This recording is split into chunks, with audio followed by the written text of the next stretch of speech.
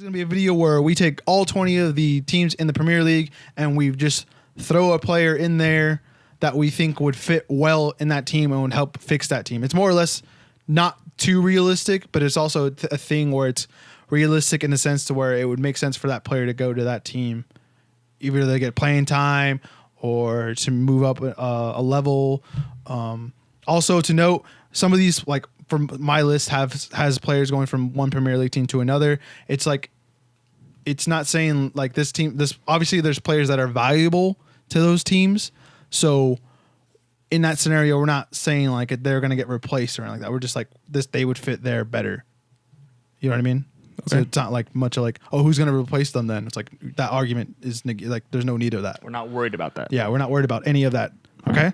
So we're going to take the best fits that we think would help out each team in the Premier League team or in the Premier League. So all 20. We're going to go alphabetical order.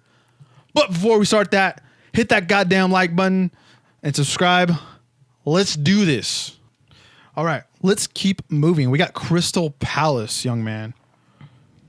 This one is another one out from left field. Thorgan Hazard, because I don't think he fits into any of the top 6 teams.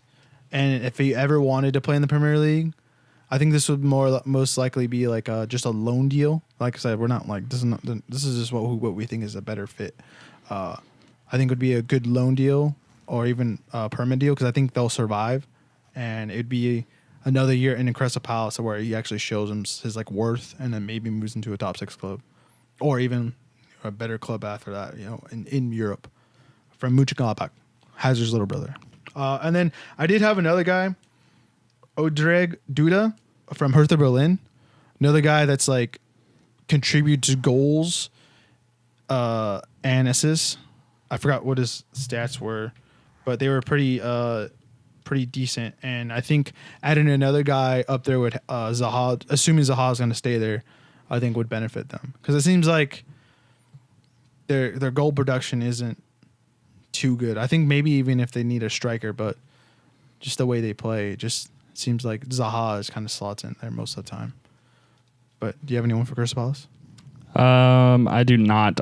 I think I would go more along the lines of a holding midfielder, maybe like an Nzonzi from Roma, or something along that. I think that they need someone to just help them further their counterattacking ability, someone who can